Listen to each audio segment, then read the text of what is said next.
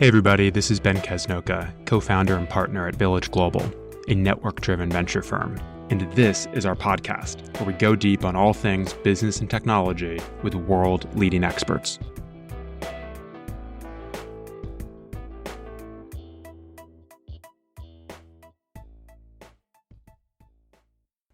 As everyone knows, this is a Village Global Masterclass, our first actually. So okay. We're starting with a very high bar to bring together a set of founders and leaders in our portfolio with some of the Valley's best execs and operators to have an intimate discussion about how to build amazing companies. Let's start, John, with a phrase that I most associate with you, which is servant leadership. And I'd love if you could describe your philosophy on servant leadership and especially try to contextualize it for much smaller organizations. What does it mean to be a servant leader as a CEO? We have a bunch of CEOs around the table. How should they think about how that philosophy can inform the way they grow their business? Mm-hmm. So when I talk about servant leadership, it's frankly the way I learned to lead, because I actually learned to lead in a partnership at Bain, where you aren't really empowered to do anything. You have to earn the respect and the followership of others. You guys don't have that as founders. But I do think you'll find that many of the best leaders exhibit the principles of servant leadership. And I just say, it's how do I serve the purpose of the organization, serve the customers, serve the employees, serve the communities in which we operate. You know, Jim Collins called it level 5 leadership. Other people call it different things. But it's when it's not about the leader, it's about what it is we are trying to accomplish, right? And it's somewhat the antithesis of what's hot in Silicon Valley. At different times. The narrative is always around the all-powerful founder, the all-powerful leader. And I think there's actually very few examples where that actually great sustainable companies come out of that. My leadership role model for large parts of my career was Phil Jackson of the Chicago Bulls. Now it would be Steve Kerr for those of you that are younger. And what always struck me he was able to do is get people who actually were better than he was to play together. He got Michael Jordan, Scottie Pippen, Dennis Rodman, a cast of characters to win 6 championships. He got Shaq and Kobe to play together. You look at Steve Kerr and the Warriors right now. He's getting Steph Curry, Klay Thompson, and Kevin Durant and Draymond Green to all buy into something greater. And they win. I view it with how do you build high-performance teams of top talent to win, and servant leadership is part of it. The one final thing I'll say, think of your own career. Did you ever really want to work for someone that had to be smarter than you all the time? Because my experience is top talent doesn't want to work for someone that's competing with them. So even if you're a CEO? Even if you're CEO. I mean, especially if you're CEO. So how does that play out? Give us maybe a concrete example, ServiceNow or eBay, where you assembled, I don't want to use the phrase team of rivals because it's not in that sense, but it's a bunch of really smart, high-performance people who all think they're A-plus players. And you've described yourself as sitting at the bottom of the organization. You always have said, flip the org chart. The CEO's at the bottom, serving everyone above him or her. How does that play out in practice as you try to make key strategy decisions or product decisions if you're in service of all of these amazing people you've brought around the table? Well, I think you have to ask the question, why are we here? That starts with purpose. I mean, I think every company's got to answer the why, the what, and the how questions. The why questions are, why are we here? Why should I want to work here? Why should I care? And that's about purpose.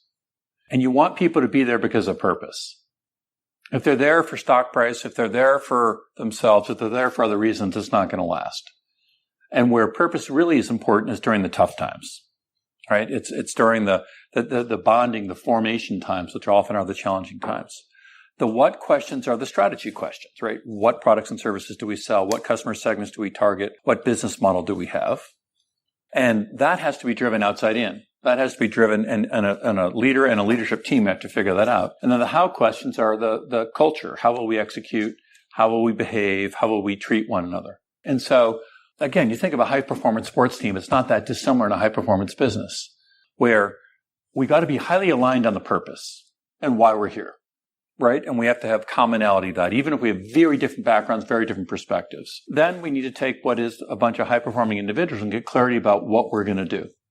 Because we have to be aligned on what we're going to do. And that's at the end of the day, it's not a consensus vote, but it is everyone gets to have input, but then we have to align as a team. And then the how, high performance teams execute better than others. It's not a coincidence that the Amazon senior team has been together for a long time. The Apple senior team has been together for a long time. The Facebook senior team has been together for a long time. The Google senior team has been together for a long time. That high-performance teams act as a team and execute together. And you hear on all four of those examples, you always hear most organizations look at the senior leadership team, and they don't see a team. They see a collection of individuals. Those four companies, people look at their senior teams and they think they're a team. And so the power of a senior team being a team is profound. So what do you do as CEO if you're trying to get your head of product and head of engineering and head of marketing to work well together as a team and bring them together? What are you doing as a leader? I start with a couple things. No, by the way, I'm giving all these answers as though they're easy. None of this is easy. If it were easy, anyone could do it, and we wouldn't need you, right? I did this. So I joined ServiceNow. I have 2 or 3 people that have been here for years. I have 2 or 3 people that got here a year ahead of me, and I have 3 people I've brought in, right? A highly successful company. So I take them off site. I said, what are your aspirations for us as a company, for us as a team, and for you personally? And we share that.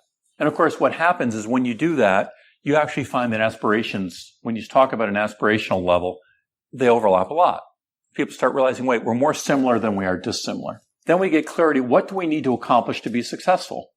Right? Again, this is the why, the what, and the how. What do we need to accomplish? And we get agreement on what we need to accomplish. And it's shared agreement over our priorities. If you were to see up in my office, I've written priorities by person and for the company on one sheet of paper. And I said, do we agree that these are the priorities? And so everyone sees their own personal priorities and then their own collective priorities. And we can change those over time, but we're going to change them transparently. And then how? In our case, so many of those priorities are cross-functional priorities. So no one person can accomplish their goals alone. And so what my team did is they formed a social contract with one another because they realized we have to execute together. And if you were to go up to my office space, up the social contract's on the wall, and it's such things like we will operate east-west, which means they're not going to come to me for every decision. They're agreed that on many of these decisions, they're going to reach out to each other first, try to work them through and involve me where they need to. We're going to debate like we're right, listen like we're wrong, debate, decide, and commit once we've decided. And so that team, and I let them write them. In fact, encourage them, force them to write them. And then, the longer I've gone on in my career, the less tolerant I am of high-performing people that don't operate as a team. Do you think, going back to the eBay days, you said when you took over at eBay and began the turnaround, you had to replace 80 of the top 100 leaders of the company. Mm-hmm. What did those leaders lack? What were you looking for in that moment? And was it this teamwork orientation or something else? Just raw confidence? I think there's the right person at the right time in the right role. And that varies over time. It gets a little bit of your scaling question. So the situation at eBay, the dilemma was most people there had experienced white hot success in that company. And when you've had white hot success in a company and the world begins to change and that success is less, you secretly hope the past is coming back. It's human nature. I would experience people saying, hey, you should be so proud, John, we've changed 10% since last year. We're 10% better than we were last year, 15% better than we were last year. And then I'd have someone from the outside come in and say, guess what? We're 30% behind, but we closed half the gap. So if it's comparison against history, change feels really hard. If it's comparison versus customers, competitors, the outside world, that's the dimension you have. And so many of these people at eBay were well-intentioned, talented people, but because they had experienced success doing one thing, the world changed relatively rapidly. The change was too much. Ironically, several of them went to Google and other places that were beginning to go through their change process, and they led change there because they had a fresh outside-in perspective. So I think you need a balance. You need a balance of people who have the history, have the knowledge, but also then a balance of people, especially when the world's changing so fast, that have that kind of outside-in freshness. So I want to come back to the why, what, how framework in a second, but since we're on the eBay topic, one of the things that all of us as founders and early stage CEOs have to deal with is moments of peril and pivots and having to confront some very uncomfortable realities sometimes. simultaneously, we're projecting out to our investors and our customers and our employees that everything's great and we're crushing it and all that kind of stuff. And managing the psychology of that is really difficult.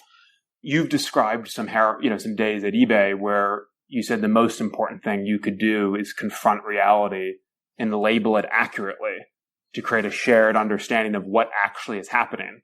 And then from there, implementing strategies to improve it. What advice do you have for us on how to confront reality and call it what it is, while also projecting hope as a leader and keeping the troops fired up that they can actually turn the corner? Mm-hmm. I have learned and feel over time one of the most important things I can do is to take care of myself. And on dealing with adversity, it starts with me. And here's a lesson I've had to learn. Just think for a minute of a point in your career that in hindsight you are most proud of, you feel proud of, and a point where you grew the most as a leader, as an entrepreneur, as a person. Just think about a period in your career. And now think about a period in your personal lives where you grew the most as a human being, that you're most proud of in hindsight. For how many of you was that when things were going really, really well in your professional or personal life? For how many of you was that a period of adversity? Yeah, me too. Here's what I've had to figure out. I spent my life saying I want to avoid adversity. I want things to be good. And yet in hindsight, the moments I'm most proud of are the moments of adversity. And so adversity never feels fun. Right? I can't tell you I want adversity. I don't seek adversity, but I'm no longer scared of adversity. And I know adversity is a reality of business and it's a reality of life. And so when adversity emerges, instead of trying to run from it, hide from it, wish it weren't there, which you all secretly wish it wasn't there, I now accept that it is a reality. And I say, well, at least I'm going to learn and grow. And I think it starts with the leader having the objectivity to say, we're confronting adversity now. This is working or this isn't working. The external environment's changed. In your personal life, it can be your health or something else. And it's your own psychology of being able to recognize it, not panicking, understanding that great businesses come through ebbs and flows. All the companies I've just talked about have had their ups and downs. And think about Amazon. They've been hero, zero, hero, zero, hero, zero. That's partly what gives them their resilience, actually, and their execution ability. So I think confronting adversity, it's never more important for a leader to be grounded. Because if you're scared, or if you're trying to spin something, everyone's going to see it, right? Because they're scared.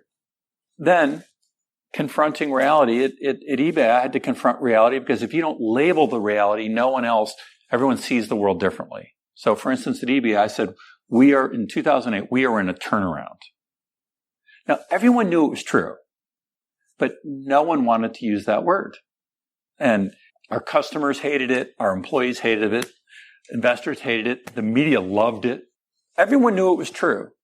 And by labeling it, then all of a sudden the focus could be, all right, now what are we going to do about it? There's no longer denial about what's really going on. It's a reality. So once I put it out there and we got through that shock and that period of the first 3-4 months where it was going, it's like, okay, he's probably right. All right, now we're at least confronting reality. So what are we going to do about it? And it's sort of like it begins to create a cycle. Then the focus is on, okay, what are we going to do about it? So I think there's a way of doing it that doesn't make you lose hope.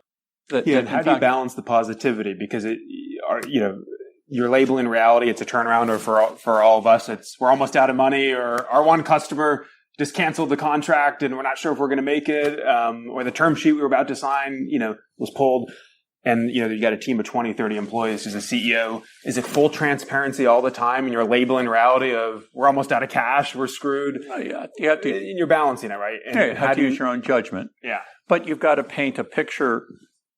In eBay, it was, if we don't change our value proposition and change our pricing, our policies, almost change almost everything, we're going to let down our community of users and we're going to not be reach our aspirations and our purpose. And so we have to embrace this change.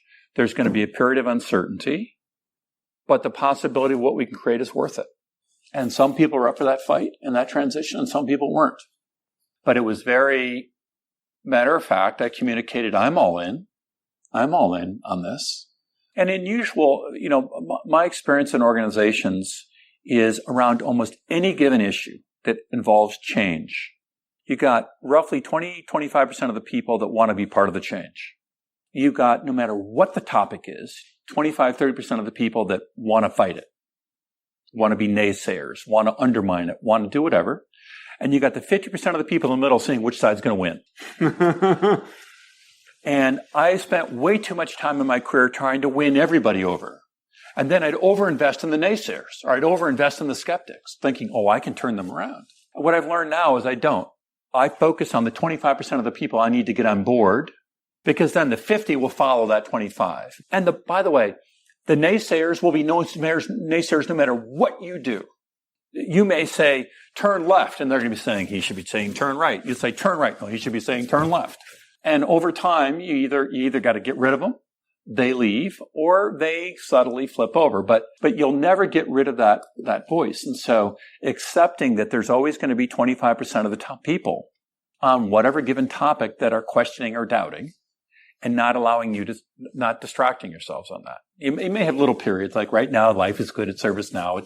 That's a pretty quiet voice. But the minute anything gets choppy, those voices come out. And it's part of our job to lead through it. I spend more time. Who are the culture carriers? Who are the leaders I need to have winning over? Who wants to be part of the future? Fantastic. Let's go to a few of the topics that folks raise now, and we can open up. So if people want to jump in or add 2 cents, feel free. Maybe, Nancy, your topic, and not just because you're right next to John, but I think it's a good topic, which is hiring. Do you want to say again sort of what's top of mind for you, and then John can riff?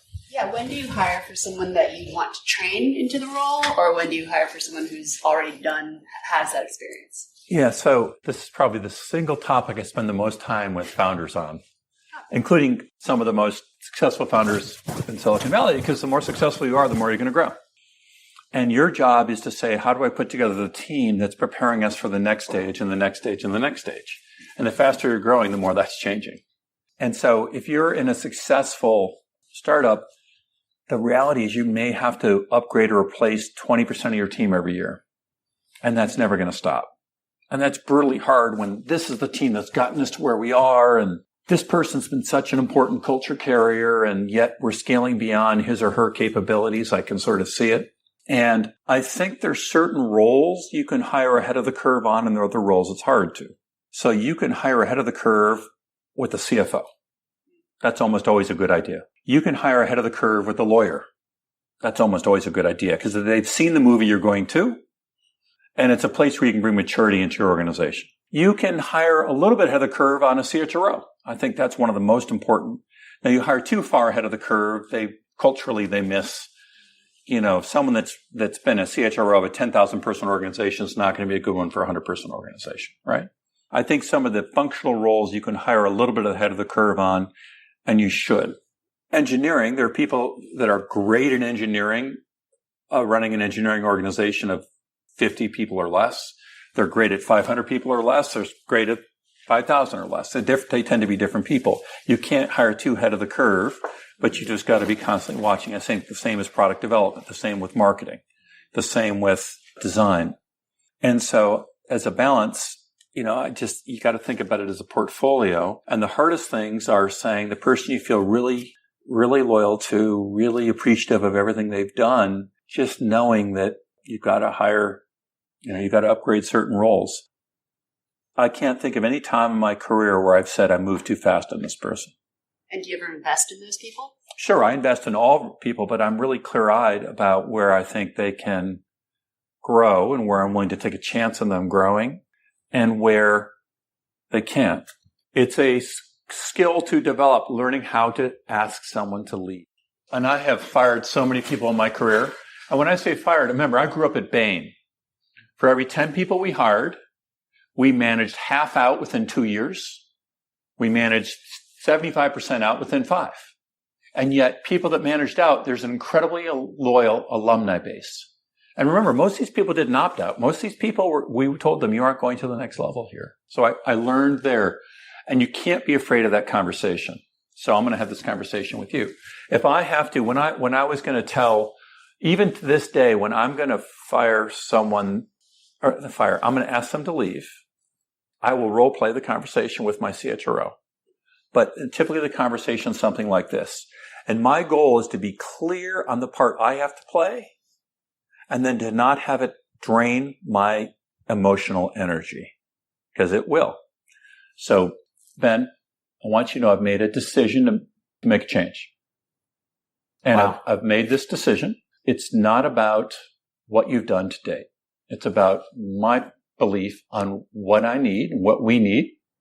And so I'm going to make this change. Now, I'm not going to give you the chance to talk because in a minute, you're going to go talk to the CHRO about this. But what I'm going to offer you is I'm going to treat you very well on the way out. I'm going to help be a reference for you. And I'm going to be hopefully a lifelong supporter of yours. And I'm not going to change my mind on this decision.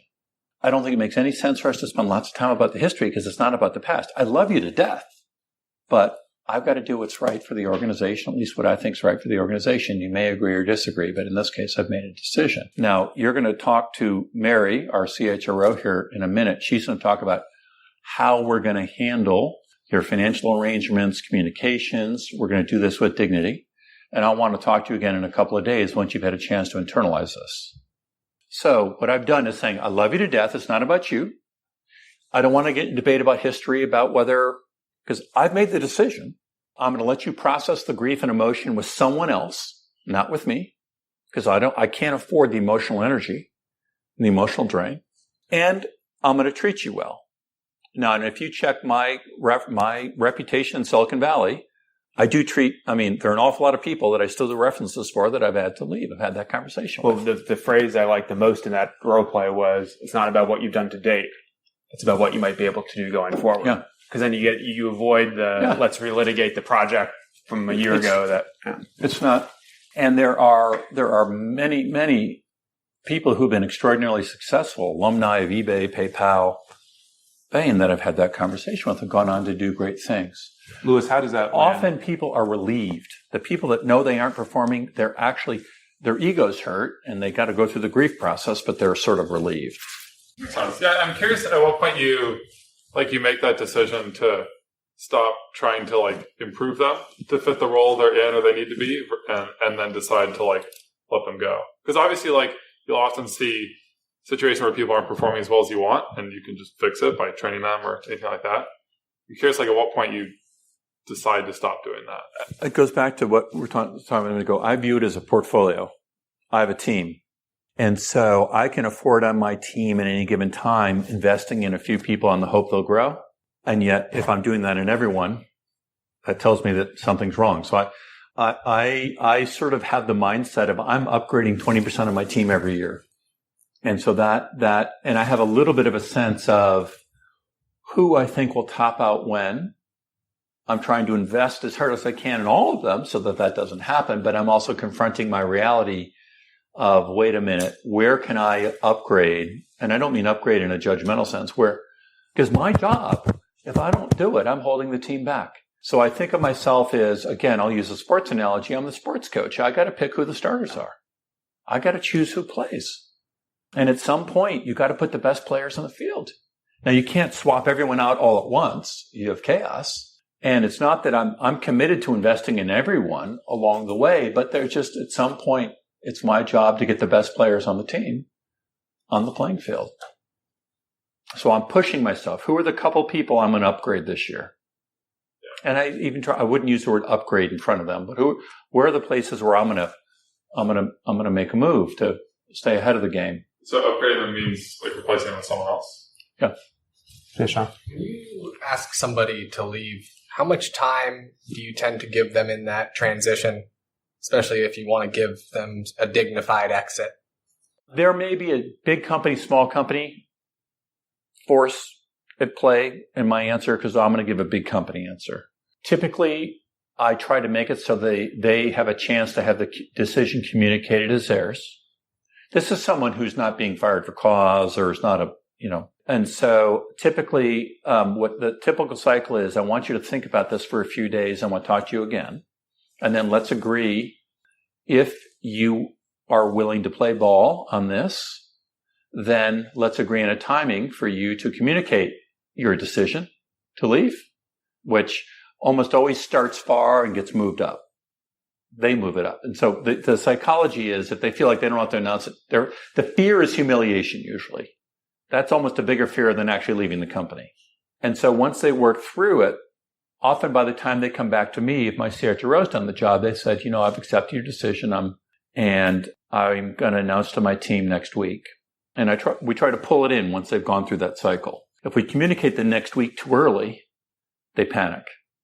So allowing it, and then it'll almost always move up. And then I have a latitude that it may be harder in a startup, is I treat them well financially. That not ridiculously stupidly, but in a way that they feel like, I was somewhat fairly treated. And then the other thing that you remind them, and then my CHRO reminds them, references, good, bad, or indifferent, you will be references for your direct reports for a long time. Not because they gave you your name, but because the world's a small place. So I can't tell you how many former eBay and PayPal people I still get reference calls on. They didn't give my name.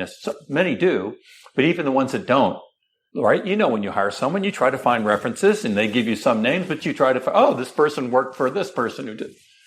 And so you just remind them, I want to be a good reference. I'm also a freak about every person's accountable to develop their own capabilities. I role model developing my own capabilities. I invest in myself a lot. I want to be world class at what I do. You don't get to be world class. It's not a born trait. You have to invest in yourself. World class athletes invest in themselves. World class athletes understand their strengths and understand their weaknesses. World class athletes consume coaching as a sign of strength, not as a sign of vulnerability and weakness. So I talk about this. I did this with my global leadership team. And I said, first of all, I walked into this organization.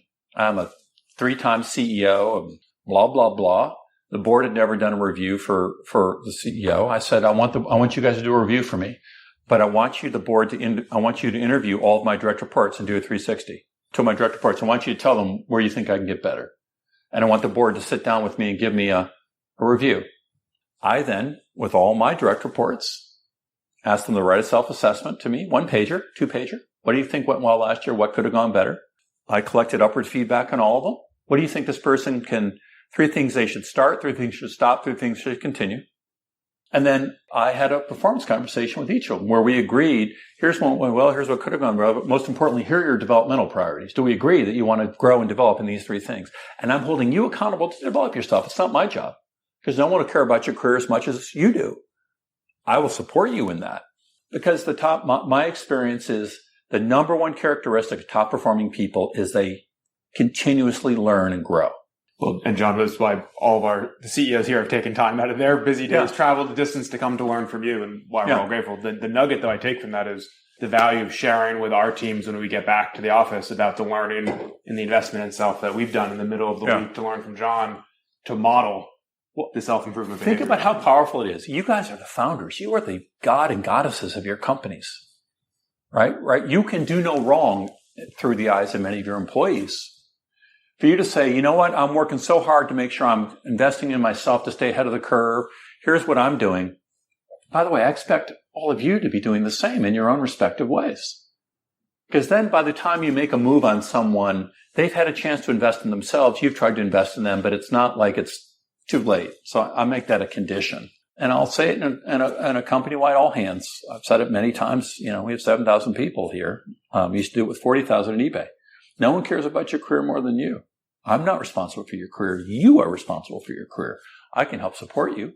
So that sort of mindset, I think, and that's the mindset of a winner too. Let's shift. And I want to pick up on Kasser and Sean's themes around enterprise brands. Can you guys each sort of restate your sort of question or topic of mind, and we can talk a little bit about the ServiceNow industry and enterprise? Yeah, I think you've touched on some of these things, but recruiting for a non-consumer brand, I think it's different when you're ServiceNow than a really small company, but I think you share similar issues. How do you think about design and branding as an enterprise software company? not especially sexy company relative to other. At least one is the historical tint that design doesn't matter, brand doesn't matter. You're doing enterprise sales, none of this matters. Yeah. But ServiceNow has recently done a whole lot of branding efforts. I'm curious on rationale. So one is, first of all, I'm very cautious of labels. I was a consultant for the first 20 years of my career and somehow overcame the genetic flaw of being a consultant to become a CEO of a consumer company. And now I'm an enterprise guy. I'm the same person. So the labels are a little overdone and I just keep that in mind because we're never as good or as bad as labels make us out to be. I had to learn at eBay. I was in a consumer company, but couldn't compete against Facebook, couldn't compete against Google at the time, couldn't compete.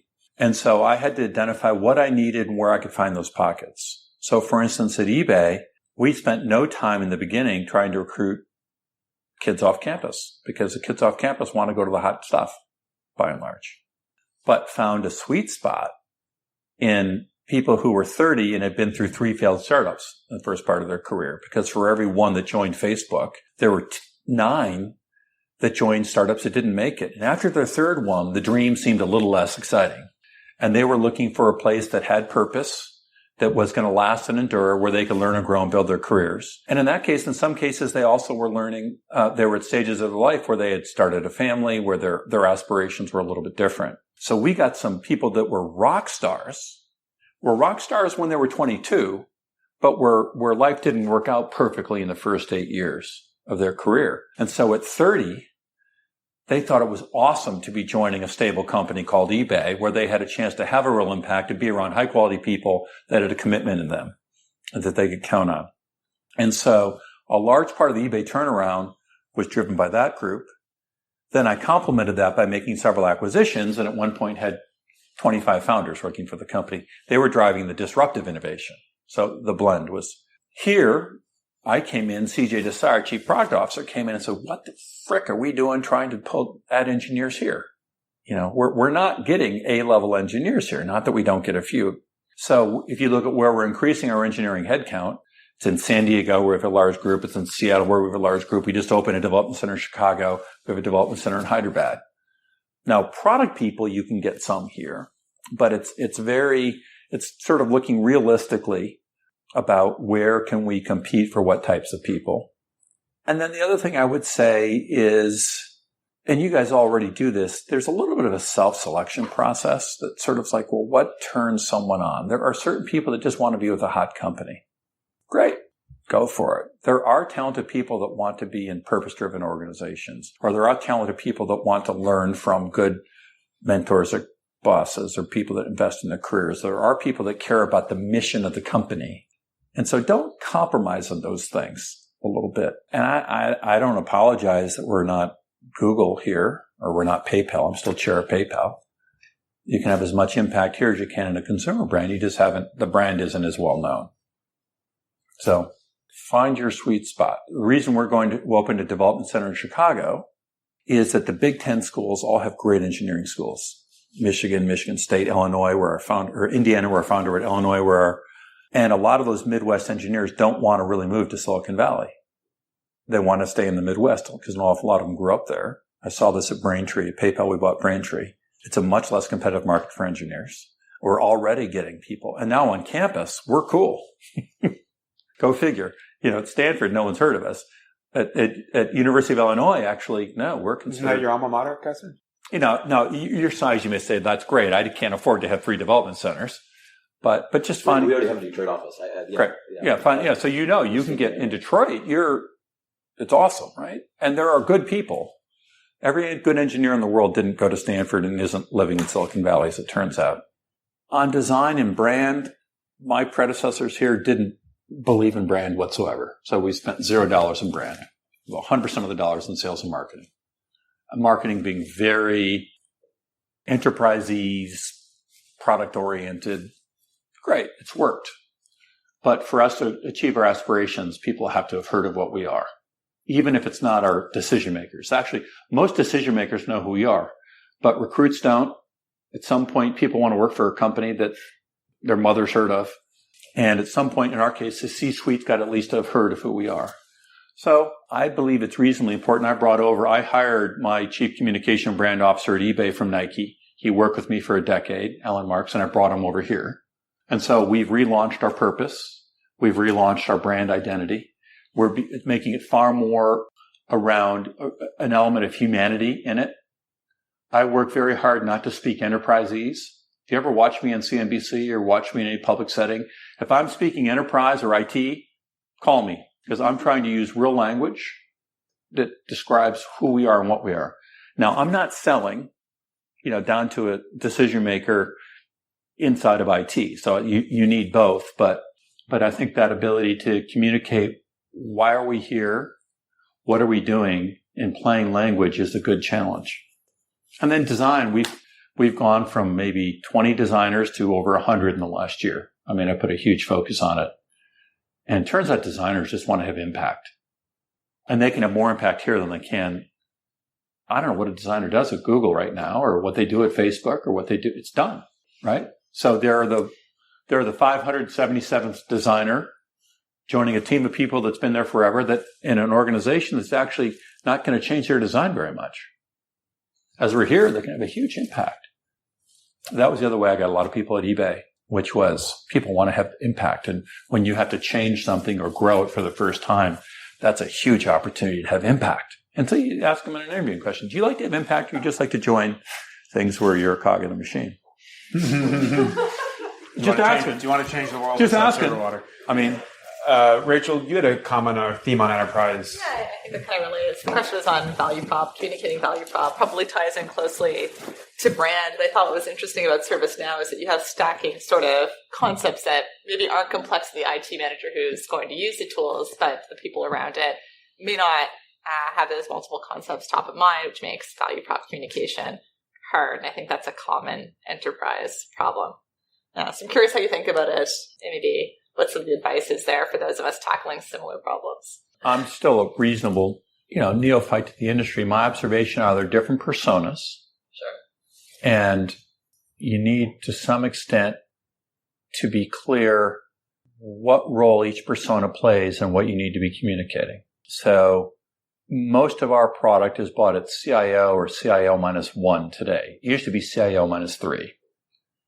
And so the sales team needs to be able to communicate in their language to have them get the decision to buy, right? And that has a fair amount of IT language in it. The C-suite's increasingly a persona that we've never paid any attention to. And it's one that I'm particularly focused on. And I have to use a different vocabulary and a different way of speaking to describe our value prop to the C-suite. Now, I'm not closing deals. The C-suite's an influencer. So we need both. And so, I think it's just being clear what's our messaging by grouping of persona. And then, this may vary by different enterprise company, but by and large, most employees of companies don't give a shit about the enterprise brands. They just aren't that, so we get in this debate internally. Well, we don't put our brand front and center on our product. And actually what we do is we enable better employee experiences. Well, employees they want the brand of their own company on the mobile app or the portal that we're helping create, not our brand. No one says, oh, great, I get to deal with Oracle again. And so I also think there's a certain humility we need to have in enterprise. It's different than consumer. Now, we need a strong brand among IT decision makers, but that doesn't mean our user experience should be screaming our brand. It's really interesting. So you're thinking about brand in terms of how you communicate to the C-suite. And you spoke earlier about how you're thinking about brands in terms of hiring and people wanting to know the brand and find that it's something they can be proud of. You're talking about brand as it's perceived by the users within the company and identifying with that as part of their company. So I think your answer is really, really segment that out. And then, the website, does that speak to sort of that hiring brand? We redid our website because you go to the talent section of our website versus the customer section of our website. You'll see it's got to be common enough. There's got to be a common architecture, but we're not talking about orchestration and, a bunch of ITEs in the talent section of the website. So yeah, I think you have to adapt it to different constituencies. Let's shift topics if we can. John, when you mentioned at eBay, you bought lots of companies. In fact, we once met. I think you're doing the Braintree acquisition. You just got off a call doing that deal. You've done BD deals with countless numbers of companies. For all the startups here today, when they're thinking about doing a deal with a big company like ServiceNow or being acquired by a ServiceNow or an eBay, how do you think about that? And what advice would you give to founders when they get calls from big cos who are curious to learn more? Maybe there's an acquisition. Maybe it's just for intelligence. Maybe there's a partnership opportunity. What do you see founders screw up most often when interfacing with big company execs? Say, what do I see people screw up? That doesn't provoke a ton specific. I would say in general, for every 10 hours of BD conversations, 8 of them are a waste. And I've made that mistake over and over and over. And that's true with the big companies as a small company, because people can talk and meet forever. Very, very, very, very few BD conversations produce a whole lot. Alliances, deals, they're compelling conceptually. They're really hard to do. So my advice there is to be triage honestly and quickly. Does this really have potential? Is there a real win-win here? If both sides can't recognize the win-win relatively quickly, move on to the next one, because it probably won't happen. Hope is not a strategy. But that's as big true for the big company. I wish someone would want to, I wish right now, best friends, I wish we would be doing more together. They view us as partly competitive. So that ain't going to happen. I can wish it all I want. Doesn't mean we're competing, but it does mean that. So I would just be thoughtful and use your boards, use your investors, force people to make you talk through. So what did they say? What did you say? And be careful about overinvesting, which is not to say you won't have a few that are really valuable, but spend more time on a few things. Then in M&A, you guys have the choice to choose by and large in most cases, you and your investors. And I can tell you on the other side of the equation, when I was at eBay and what I do here, what I look for is I look for a founder that wants to achieve their dream at scale. So whether it was Bill Reedy at Braintree, or whether it was Jack Abraham at Milo, or whether it was when a founder is saying, well, trying to sell the company or open to selling the company, and I get a sense they want to monetize and move on to the next thing, that's fine. I just don't pay any attention. That'll be some bidding situation. And when someone says they can articulate the synergies better than I can, they can say, man, Bill Reedy really cared about payments. He's was the CEO of Braintree. And he just said, we can do so much more at scale with PayPal than we can on our own. And then he had to get confident that we were going to leverage his platform, leverage his skills. That made that acquisition a lot easier. Now Bill's the chief operating officer of PayPal. Gary Marino of Bill Me Later was the same thing. Jack Abraham stayed for a couple, for 4 years. And I usually ask for a 4-year commitment to say. And so you just got to decide. You may be in a situation where your investors are telling you got to sell. This offer's too good. And you're moving on to the next thing. That's your choice. That's fine. As a buyer, I'm always suspicious of those things. It better be a technology I can tuck in quickly, and I don't need the people. On the other hand, many of you, odds are you're not going to build the scale. You're going to fit in somewhere, right? But you may build a really valuable insight that is part of another ecosystem will scale. Your insight about how to do same-day delivery will scale. And so focus on building it, and then a potential acquirer. And I'm just picking on you, or, almost any e-commerce business here. There's been no new e-commerce businesses in the last decade, basically, that have gotten escape velocity. So you then say, well, is there a place where I can achieve my ambition at even a greater scale and leverage my insight, my dream? And those are the ones I'd pay more attention to. But you get the choice. I mean, that's a great thing about being a founder. Use your board on M&A and use a board member on deals, on M&A. If you've got a good trusted board member, they can help save you time too and absorb some of the emotional energy, some of the emotional ups and downs. They will feel less of the emotional ups and downs. So part of the job of a leader is how do I not have my emotional energy consumed by things that don't help me be successful, whether it's asking someone to leave, whether it's an M&A combination. And so I try to find sources of help on those issues, both internally and externally. I never negotiated. I'm a terrible negotiator. So my CFO Bob Swan did all the negotiation. He loved the back and the forth, that's a waste of my emotional energy. I did the trust thing, right? And then he negotiated the price. You coach a bunch of founders over the growth of their companies. What's the counterintuitive piece of advice you find yourself giving kind of consistently as you've seen these companies grow? I mean, it's a derivative of what we were talking about with Nancy's first question. You are being forced to grow. The thing about being in the number one role, and the thing particularly about being a founder, is you're in the frying pan every moment. And you're being forced to grow and scale and learn. And the pattern sets and things you are privy to, whether it's a board meeting, whether it's dealing with other founders, whether it's dealing with the situation, you get to see all parts of the business. And so your growth curve is like this. Often the growth curve of your direct reports of people beneath you will never be as high because they're not in that role. And so accepting that, because at some point you're developing faster than your people. And that's a hard thing, especially when you've had a team that's helped you get to where you are today. And it's in that math that says, will they really be able to scale and grow? So whether it was Brian at Airbnb or Evan down at Snapchat or Drew at Dropbox or Silverman Ben at Pinterest, it's like they're being forced to grow like that. And sometimes that growth, Drew's been one that's been quite visible about that and talked about it, right? How his different phases where he had to almost reinvent himself as a leader, not as a great engineer. But he's had to make change. Every one of them has had to make change underneath it.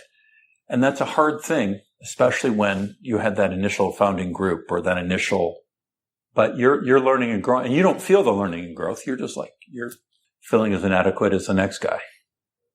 I wanted to ask about the purpose stuff, because in a small startup, you're always interacting with your whole team, and whenever they have down moments, you can kind of rejuvenate them with the purpose, and everybody gets aligned again and knows where they're going.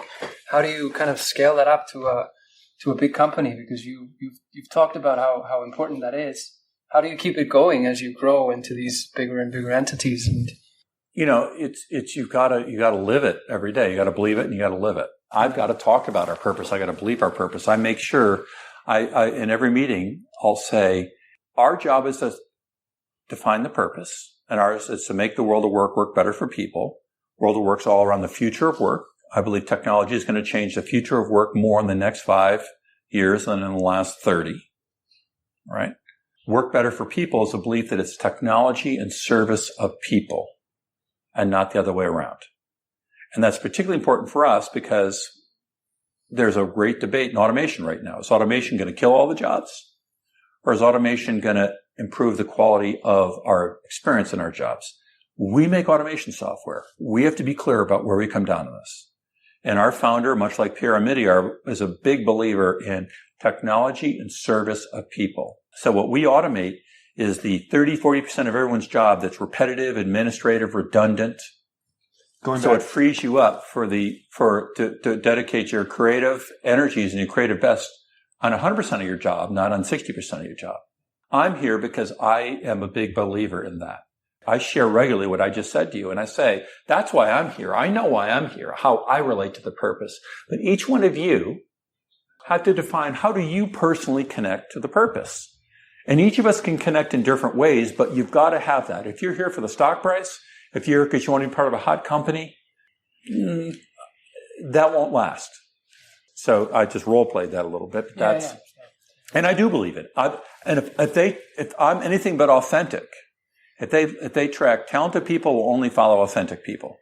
You can have completely different styles. There's no stereotype of a good leader.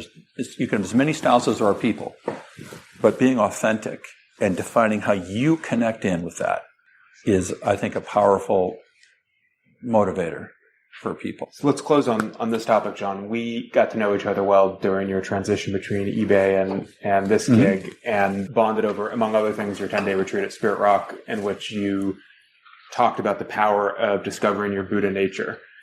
I want to ask, now that you're back in the throes of the public company CEO, are you able to maintain your connection to what that means to you, sort of emotionally and spiritually? And also, one of the things you set as a goal during your transition was to enjoy every moment in your next chapter.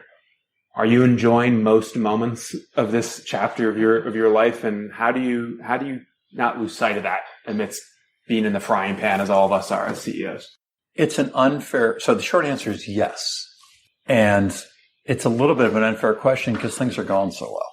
So you don't really know till things are not going well, right? And this first year, I feel enormously grateful to have joined this organization, of having had the opportunity to help shape it at this stage of my life. I do gratitude practice driving into work every morning. What I learned out of this Buddhist stuff is that your brain becomes more negative over time.